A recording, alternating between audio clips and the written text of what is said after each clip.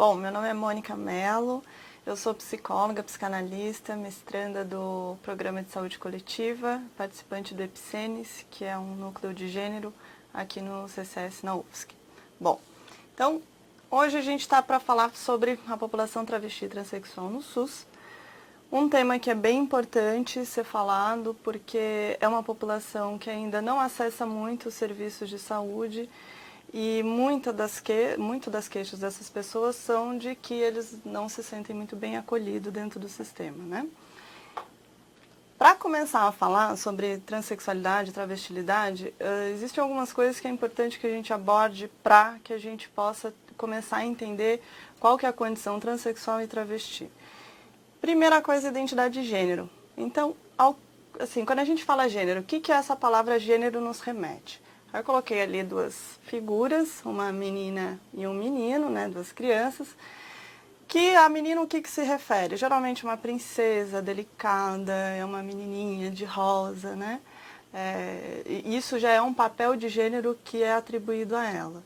E o menino, geralmente um cara fartão, né, cara fechada. Até nessas duas figuras tem até uma questão, a menina está toda vestida de rosa, o menino está sem camisa, enfim, então tem todo um discurso sobre o que é ser homem e o que é ser mulher, né?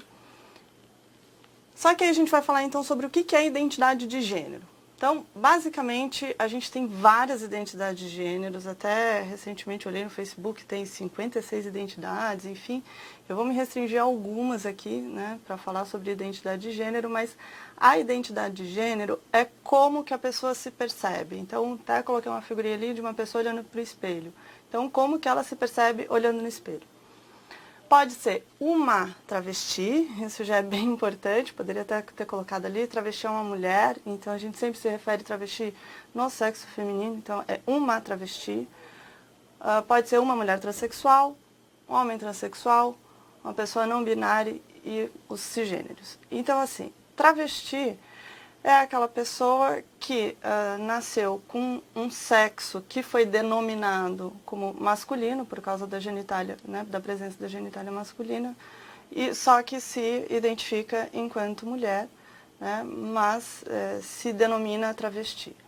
Mulher transexual é mais ou menos a mesma coisa, a única coisa que se difere é como que ela se refere, né? Isso eu vou falar um pouco lá na frente da questão da autorreferência. Mas uma mulher transexual é aquela mulher que nasceu com um gênero designado né, para ela como sendo do sexo masculino, mas ela se vê enquanto mulher, né? Homem transexual, a mesma coisa, então nasceu com um gênero que foi designado para ele como sendo um gênero feminino, mas ele se identifica como homem. Uma pessoa não binária não se identifica nem nos papéis de homem nem de mulher, né? Então é uma pessoa que é não binária. E cisgêneros são aquelas pessoas que se identificam com o sexo que foi atribuído, né, quando a pessoa nasceu. Então, a pessoa se diz em conformidade com o gênero que lhe foi atribuído logo no seu nascimento. Aí a gente vai falar sobre orientação sexual. Qual que é a diferença? Isso tem bastante confusão entre o que é identidade de gênero e o que é orientação sexual. A orientação sexual qual que é o desejo, o que a pessoa, né, quem que ela deseja se relacionar, né, afetivamente, sexualmente. Pode ser uma lésbica, gay, né, ambos são homossexuais, então lésbica é uma mulher que se relaciona com outra mulher, gay é um homem que se relaciona com um homem, né, e homossexuais são pessoas que se relacionam, né, com pessoas que se identificam com o mesmo gênero. Aí vale lembrar que a partir de agora, sempre que eu falar em homem e mulher, eu estou falando tanto de homens cisgêneros, quanto homens transgêneros e mulheres cisgêneros e mulheres transgêneros. Então, uma mulher transexual, ela pode ser uma lésbica, né, e se relacionar com outra mulher transexual, outra mulher cisgênero, enfim. E um homem transexual pode ser um gay e se relacionar com outro homem transexual ou um homem cisgênero, né, e se identificar, né, ter uma orientação sexual como sendo gay. E aí a gente tem bissexualidade, né? O bissexual vai ter uma relação, interesse, enfim, tanto com homens quanto com mulheres. E os pansexuais, que pode ter relação com homens e mulheres, tanto trans, né? Homem trans, mulher trans, enfim, e os não binários. Na verdade, os pansexuais, eles acabam até colocando se denominando pansexual para abarcar todos os outros gêneros, enfim, todas as outras identidades de gênero, né, para fugir um pouco do binarismo entre homem e mulher, que às vezes, quando a gente fala que é bissexual, acaba se referindo, né, como se tivessem só dois sexos, duas identidades de gênero, né? Então, pansexual é mais uma referência a isso. E aí temos as pessoas que são assexuais, que são pessoas que relatam não ter desejo por outras pessoas, só que ainda assim tem toda uma variedade, enfim, de denominações dessas pessoas assexuais. Elas podem ser estritamente assexuais, ou seja, elas não têm desejo por outra pessoa, sexualmente, né? Isso não quer dizer que elas não possam ter desejo por si mesmas, então acontece bastante. E tem pessoas que se enquadram no que eles chamam de escala cinza. Nessa escala cinza, daí, enfim, tem outras denominações, como, por exemplo, os demissexuais e os aromânticos, né? As pessoas que são demissexuais, elas têm interesse só por pessoas que elas já têm um laço afetivo, então a pessoa já conhece, já tem todo um laço, aí vai ter interesse só com essas pessoas, né? O interesse só vai despertar a partir da existência desses laços, né? Já previamente estabelecidos. E as pessoas que são aromânticas, daí elas não se apaixonam, enfim, não têm esse amor romântico, né? Enfim, e tem inúmeras outras formas também, tanto de orientação sexual quanto de assexualidade também. E aí é importante nisso a gente falar que a gente vive numa sociedade que é cis-heteronormativa. Tá? É um pouco complicado entender às vezes esse conceito, mas o que é uma sociedade cis-heteronormativa? A gente já pressupõe, né, a gente nasce numa sociedade que já pressupõe, já tem como certo que as pessoas já são cisgêneras, ou seja, que todas as pessoas que nascem com um gênero atribuído, enfim, né, que as pessoas são atribuídas no nascimento com o gênero masculino e feminino, já vão se identificar com esse gênero, ou seja, como se não pudessem ter pessoas transexuais. E, além disso, que são pessoas que vão ter uma orientação sexual voltada para o sexo oposto. Então, por exemplo, para a gente parar e perceber como que a gente vive nessa sociedade, é só a gente pensar que a gente geralmente não pergunta para uma pessoa se ela é hétero ou não, ou se ela é cis ou se ela é trans, né? Geralmente as pessoas já dão isso como pressuposto. Então, é bem importante a gente fazer essa reflexão, porque, de fato, isso não acontece, né? Então, é bem importante, a partir de agora, a gente ter isso em mente, que a gente vive, sim, numa sociedade que é uma sociedade cis-heteronormativa. Bom, daí as pessoas podem começar a se perguntar, poxa, mas e aí, como é que eu faço com, né, tantas identidades de gêneros, né, com essas orientações sexuais, como é que eu vou trabalhar com isso sendo um profissional da saúde? Aí tem um termo que é bem importante, que é o autorreferenciamento. O que é autorreferenciamento? O mais importante, a gente, enquanto profissional da saúde, respeitar que a pessoa vai se autorreferenciar. Então, é só perguntar para ela, bom, qual que é a tua identidade de gênero? Como que você se identifica? Aí a pessoa vai dizer se é travesti, se é uma mulher transexual, se é um homem transexual, enfim, isso a pessoa vai dizer. Né? E qualquer outra identidade de gênero que eu possa, inclusive, não ter colocado aqui, né? Porque tem muitas outras formas que as pessoas se identificam. E a mesma coisa com orientação sexual, a pessoa também né, ela se autorreferencia, né? Então as pessoas às vezes perguntam, mas aí como é que eu sei que fulano é gay ou é lésbica, né? Enfim, como é que eu vou saber? Bom, perguntando, e aí a pessoa respondendo a partir do autorreferenciamento. Então, isso é uma informação bem importante que todo profissional de saúde tem que ter em mente, que tem que trabalhar com autorreferenciamento quando vai lidar com identidade de gênero e com orientação sexual. Bom, aí a gente vai começar a falar sobre a Política Nacional de Saúde Integral de LGBT, né, de lésbicas, gays, bissexuais, travestis e transexuais. Essa política, ela foi criada em 2011, a partir de um reconhecimento do Ministério da Saúde de que é uma população que não tem acesso, né, à saúde, muitas vezes não, a maioria das vezes é por preconceito e discriminação a essa população. Então, os profissionais da saúde às vezes não são capacitados para atender essa população e aí acaba, né, não acolhendo essa população. Então, como objetivo, né, ela tem vários objetivos, e aí tem alguns que eu destaquei como sendo importantes, né, com a criação dessa política, que eu acho que é importante eu passar para vocês. Que primeiro é garantir a equidade no SUS, então todo mundo tem que ter atendimento, né, tem que ser um atendimento respeitando, né, a condição de cada pessoa. Qualificar a rede SUS para o respeito e atendimento integral à população LGBT. Então, essa questão do respeito é bem importante, né, que existem até cursos, depois que eu vou falar, que é importante que a pessoa saiba para que possa respeitar o outro. Promover estratégias de educação em saúde voltada à eliminação de preconceito e à promoção de autoestima da população LGBT. Então, buscar trabalhar, falar sobre isso, né, sobre a população, essa população que é uma população que é de fato discriminada, né, constantemente. Garantir o uso social, o uso do nome social de transexual e travesti nos serviços, isso eu vou falar um pouco na frente também, mas o uso do nome social é obrigatório. E é direito de todo transexual travesti que acessa o serviço de saúde.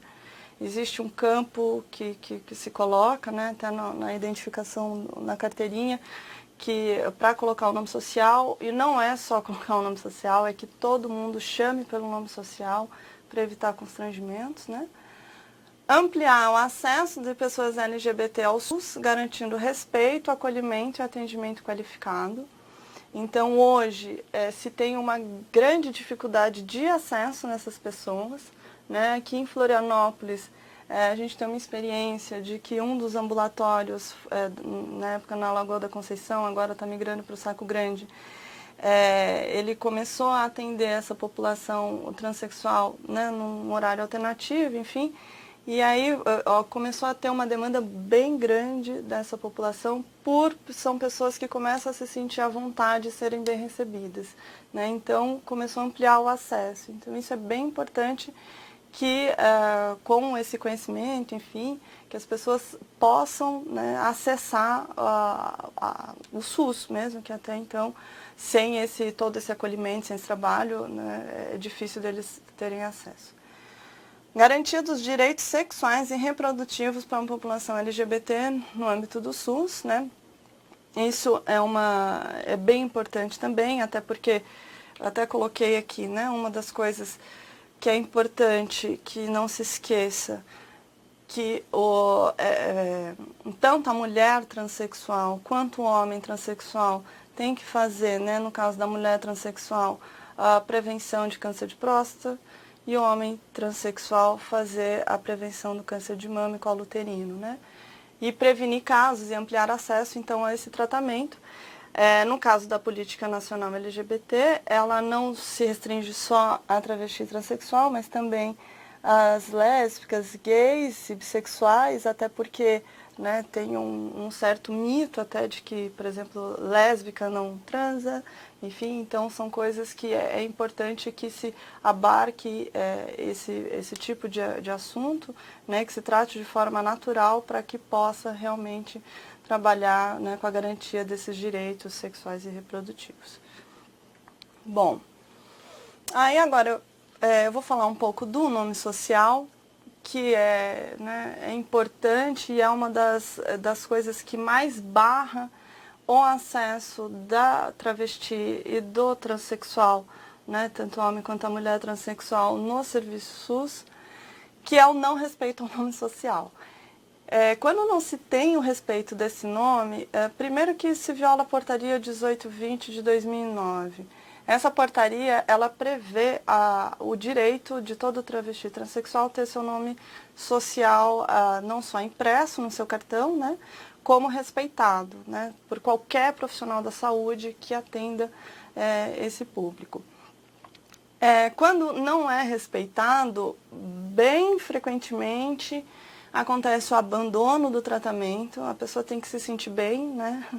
E até tem muitos casos de que, vamos dizer, a pessoa até fala o nome social, né? Às vezes, enfim, na recepção, em algum outro lugar, e quando não, vamos dizer, numa recepção que tem várias pessoas, vai lá a pessoa, né, sei lá, quem é responsável por chamar para entrar no consultório, enfim, onde seja, vai lá e chama pelo nome de registro. E aí é uma situação completamente constrangedora, né? E aí as pessoas, muitas vezes até, né, o público transexual, travesti, acaba até indo embora, né? Porque se sentem num constrangimento muito grande. E aí causa o afastamento completo do indivíduo de uma assistência social qualificada, né? E fora que é a violação do direito à saúde, dos demais direitos humanos. Então, isso é a questão do nome social, ele é fundamental que seja respeitado. E assim, às vezes pode ter assim, um certo constrangimento, você pode sempre perguntar para a pessoa como que ela gostaria de ser chamada. Né? E nunca não sintam, nunca com vergonha de perguntar, porque as pessoas falam, né? Às vezes, como que você preferia ser chamada? Enfim, como eu posso te chamar? Né? E a pessoa sempre vai falar, e isso já é um atendimento bem acolhedor. Bom, e aí vou falar sobre as bombadeiras.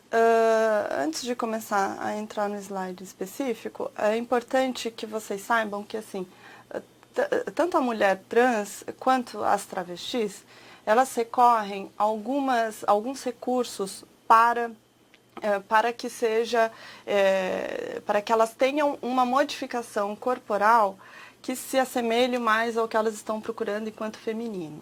Né? E o uso das bombadeiras, que são pessoas que acabam fazendo injeção de silicone industrial, né, para ter no corpo, enfim, muitas vezes nas nádegas, nas coxas, na mama, enfim, para que se tenha um corpo mais curvilíneo. Né? Então, é comum essa prática, porque é uma prática mais barata, é uma prática que é comum, né, na verdade, que elas fazem com bastante frequência. Então, é importante que o profissional da saúde saiba que ou a pessoa vai fazer esse procedimento ou que ela tem silicone industrial já injetado no corpo, tá? Bom, e aí, o que a gente faz com isso, né? A gente vai trabalhar com uma política de redução de danos. Então, a mulher transexual ou a travesti que resolver, eu vou na bombadeira, eu vou colocar, enfim, você já sabe de antemão que ela vai colocar e não tem como barrar isso, às vezes não tem como segurar a pessoa, né, e falar para ela não ir. Algumas coisas é importante que, enquanto profissional de saúde, a gente coloque. Primeiro, tem que informar quanto aos riscos, né? É impróprio para o uso humano, né? Pode causar deformação física, câncer e até infecção generalizada e pode provocar a morte. Muitas não sabem disso, tá? Então é importante que a gente fale isso, que a gente informe isso para essas mulheres, né? Tanto essas mulheres transexuais quanto para as travestis, para que elas saibam efetivamente do risco que se tem de fazer injeção de silicone industrial, né? Mas eu ainda assim, a pessoa ainda assim quer fazer, enfim, ela já tem agendado, ela já tem certeza, já tomou decisão, enfim, se informou, vou fazer, beleza. Ainda assim, o que o profissional de saúde tem que, né, o que a gente sugere que ele faça? Então, que informe os cuidados que tem que ser tomados quando da aplicação. Então, as condições de higiene, né, porque são locais clandestinos e, enfim, né, que não tem pode ter as questões de higiene básica não tá presente. O uso das agulhas e seringas tem que ser descartáveis, e alimentação leve e repouso. Então, às vezes, a questão é abordar bem esse assunto, né? Não é deixar de falar isso, mas aí eu vou... Não se trata de ser conivente ou não delas estarem fazendo o uso dessa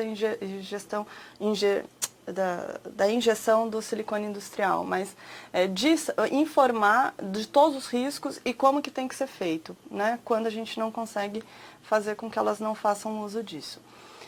Bom, e quando essas mulheres, enfim, essas travestis, elas já vêm com um silicone industrial no corpo, que aí é importante que os profissionais de saúde saibam. Que é contraindicada a administração de qualquer outra substância injetável nos locais em que o silicone foi aplicado. Então, se tiver que tomar vacina, antibiótico, enfim, não pode aplicar onde tem silicone. Então, assim, às vezes é importante perguntar, né, se a pessoa tem, enfim, se ela tem silicone industrial no corpo, para que não aplique no mesmo local, né? É importante acompanhar a saúde da paciente com silicone, então com a ecografia, mamografia, exame dermatológico, radiografia, saber onde que está esse silicone, como que ele está comportando dentro do organismo. Então, para poder fazer qualquer intervenção, se tiver que fazer, né? E para acompanhar o estado de saúde dessa pessoa que tem o silicone industrial no corpo. Tá? Então, isso é um assunto que é bem comum, né? E que tanto as travestis quanto as mulheres transexuais, elas têm, né? E fazem uso do silicone industrial. E outro fator que é bem comum também é a questão da hormonização. Tanto para mulheres quanto homens trans, é bem comum fazerem uso indiscriminado de hormônio. No caso das mulheres, é bem comum elas tomarem tomarem anticoncepcionais, né? Elas compram na farmácia, se automedicam, uma conversa com a outra, enfim, e fazem uso completamente indiscriminado. E os homens trans acabam fazendo o uso de anabolizantes comprados no mercado ilegal, né, em academias. Então, assim, é comum, é muito comum esse uso indiscriminado. Então, é importante perguntar, é importante saber se a pessoa está fazendo algum uso.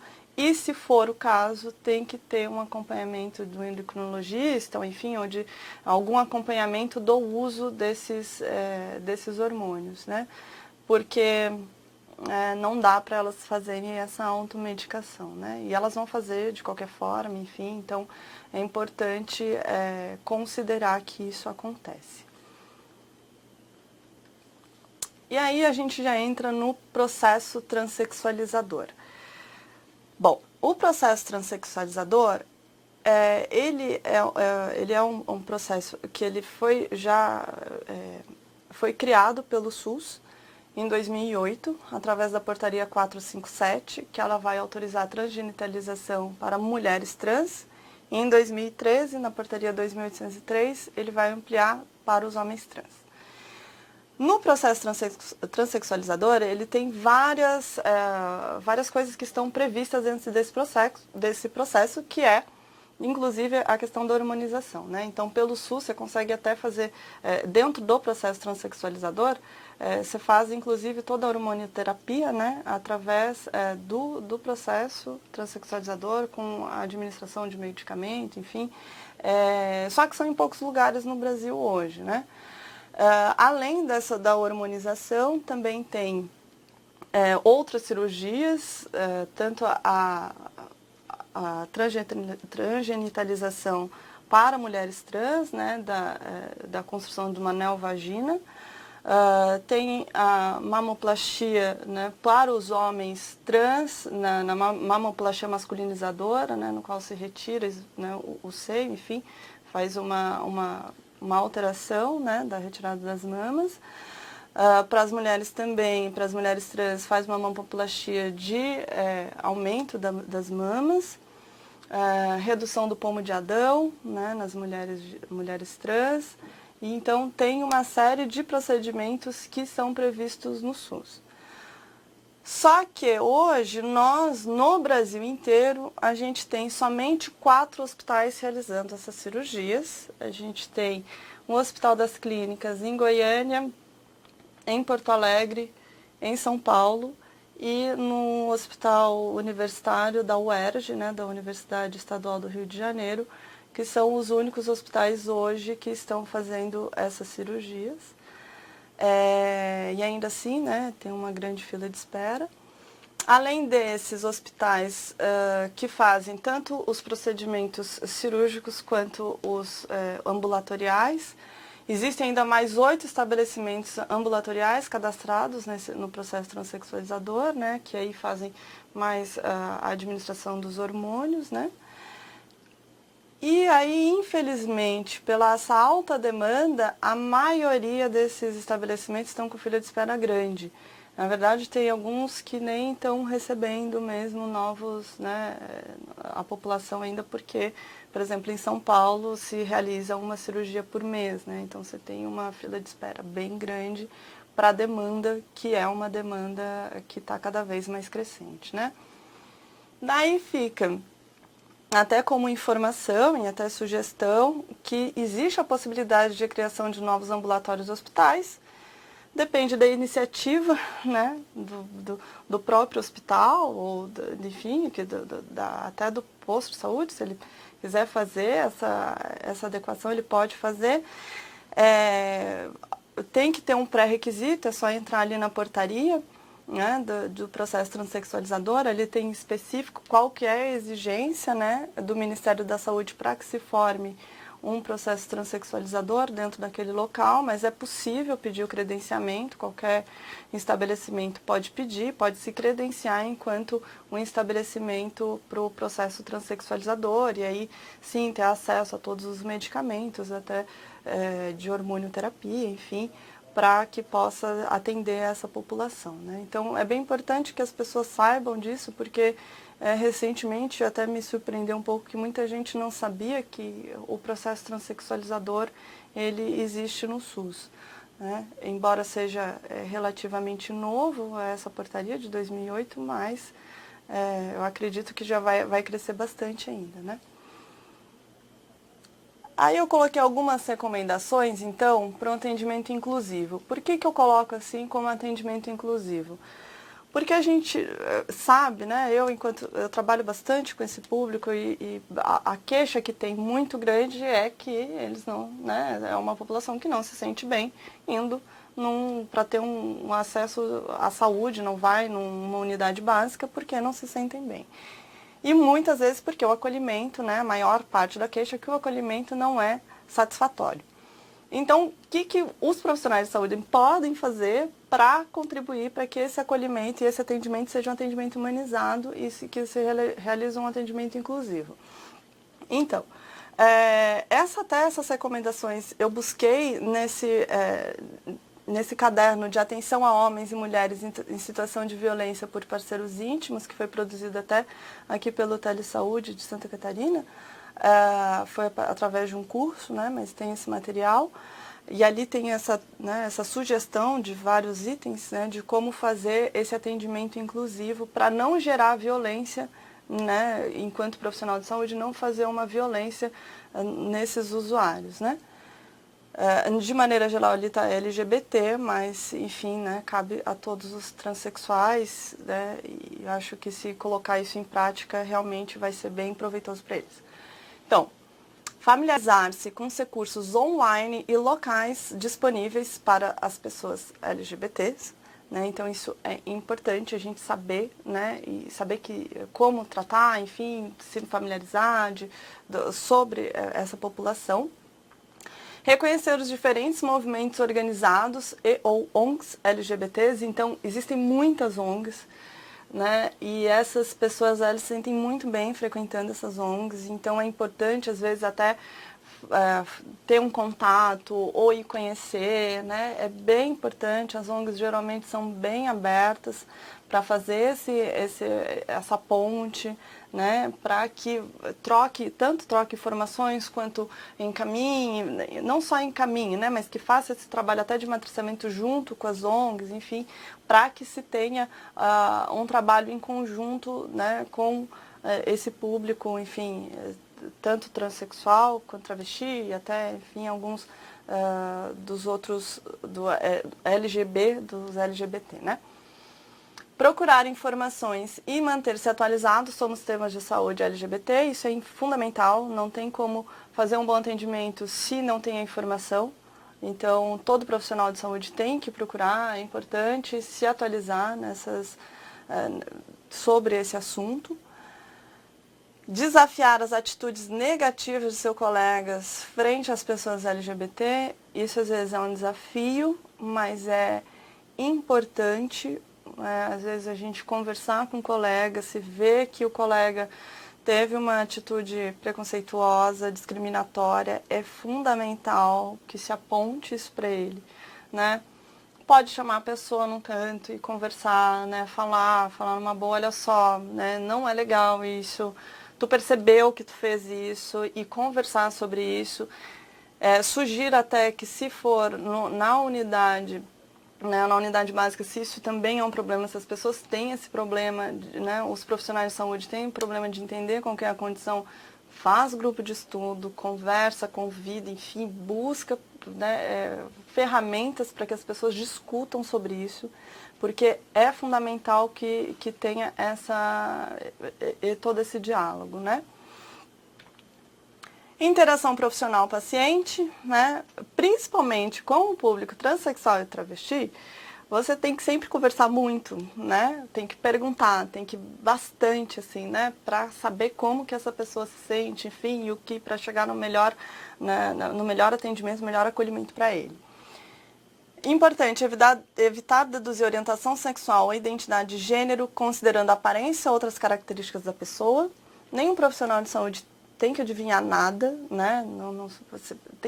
A gente tem que perguntar, não tem problema nenhum a gente perguntar, né? Pergunta para a pessoa, pô, né, qual que é a tua identidade de gênero? Ou então, pergunta, né, na hora de fazer ali algumas tuas relações sexuais, faz com homens, com mulheres, tem que naturalizar isso, né, de alguma forma para que a pessoa se sinta à vontade de falar também. Estar ciente de preconceitos, estereótipos e outras barreiras de comunicação, né? Usar a linguagem neutra e inclusiva, isso é fundamental, a gente tem que reconhecer que existe preconceito e discriminação para que a gente possa fazer alguma coisa com isso. Então, começar a considerar que, inclusive, nós mesmos, enquanto profissionais de saúde, podemos estar atuando de forma preconceituosa e discriminatória, né? É uma vigilância que a gente tem que ter, um exercício que a gente tem todo dia sobre nós mesmos para que não se reproduza isso, porque a gente não pode esquecer o que eu falei lá atrás, que a gente vive numa sociedade cis, heteronormativa, que a gente já pressupõe que as pessoas, né, se identificam com o gênero atribuído e também tem uma orientação sexual voltada para o sexo oposto.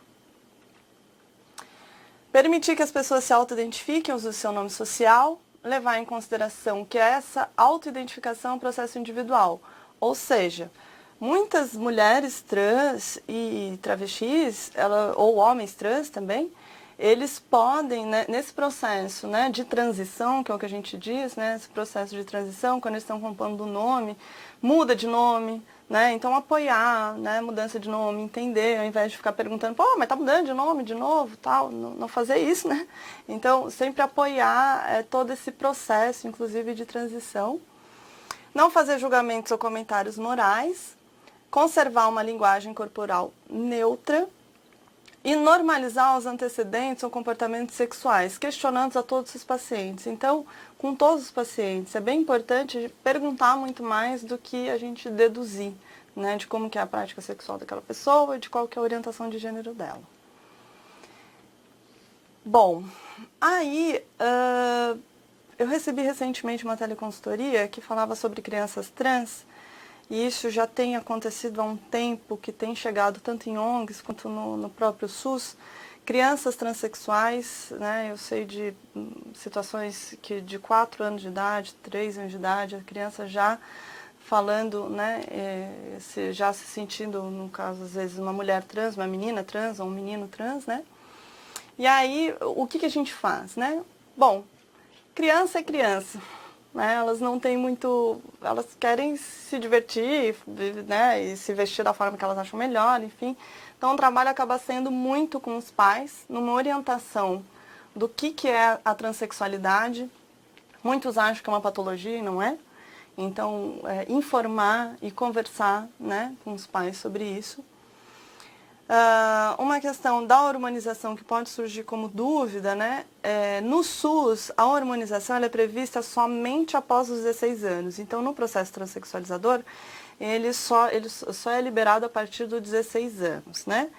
Porém, existe um parecer, que é o parecer 8 de 2013 do CFM, que recomenda a supressão da puberdade em adolescentes transexuais. Ou seja, que antes que o adolescente desenvolva os caráteres ditos secundários, né, que numa menina cresça os seios, né, no menino, né, venha a questão dos pelos, enfim, para que exista uma supressão disso, né, já se recomenda que pode ser feito terapia hormonal com 12 anos de idade. Né? Mas cada caso é um caso, é importante, né? Cada caso ser avaliado, ser discutido, enfim, ver com a pessoa, conversar bastante com a pessoa, né? Mas existe sim essa possibilidade, né? Então isso é uma coisa que pode surgir também de dúvida com os pais, mas aí vocês podem conversar. E estimular a criança a se expressar da forma que ela se identifica, seja na escolha de nomes ou de roupas, né? Às vezes ir comprar junto, enfim, com a pessoa, com a criança, né? Para que ela possa se expressar da maneira mais livre possível. A transição em adultos, né? Também orientar os familiares quando necessário. Se a pessoa tem necessidade de uma hormonioterapia, né? Conversar com ela. Isso é bem importante também, liberar isso, né, sem um tabu, né, sobre a hormonização, porque muitas vezes elas vão fazer. Apoio na escolha do nome e orientação referente ao processo transexualizador do SUS, que muitas delas, né, ou muitos deles também, dos homens trans e das mulheres trans, já sabem que acontece o processo transexualizador. Então é importante até se informar sobre. Opa. E aí existe a notificação de violência, daí dentro do SUS é importante, né? Todo profissional de saúde tem por obrigatoriedade fazer a notificação de violência compulsória. No caso da transfobia não só da transfobia, né? De toda violência, mas bem importante que seja colocado a transfobia também, que seja relatado, porque hoje a gente, não sei se todos sabem, mas o Brasil é um dos países no mundo que mais mata transexual. E esse dado a gente tem a partir de internet, enfim, mas não um dado oficial, porque não tem ainda essa notificação, né? Existe muita subnotificação. Então isso é bem importante que a gente tenha esses dados, né, para que possa criar alguma política pública, enfim, dessa população, que é uma população com uma alta vulnerabilidade.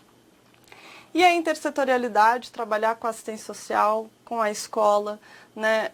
Não é incomum que esse público, né, travesti transexual seja colocado para fora de casa, fique em situação de rua, que as escolas não respeitem os nomes sociais da criança. Existe um decreto, né, que obriga que toda escola tem que sim adotar um nome social. Se tiverem dúvida, pode me enviar depois um e-mail, né, que eu posso mandar qual que é esse decreto. E aí eu coloco como sugestão algumas leituras e um curso também. Os princípios de Yogyakarta é fundamental a leitura dele, né? Eu também tenho esse material, enfim, vocês encontram na internet facilmente também. Se quiserem, podem entrar em contato comigo que eu posso enviar. Os princípios de Yogyakarta é um manual, na verdade, uma norma que ela foi consensuada internacionalmente. O Brasil é signatário dos princípios de Yogyakarta, que é o princípio sobre a aplicação da legislação internacional de direitos humanos em relação à orientação sexual e identidade de gênero. São 29 princípios bem explicativos, né? E bem importante que todos os profissionais de saúde saibam quais são, porque é um documento internacional e que todos os países que são signatários se comprometeram a zelar por esses princípios, né? Aí eu coloco como sugestão de curso online, está aberto inclusive as inscrições para esse curso, é um curso muito legal, eu inclusive já fiz, que é Política Nacional de Saúde Integral Lésbicas, Gays, Bissexuais, Travestis e Transsexuais, que foi feito pela UNASUS da UERJ.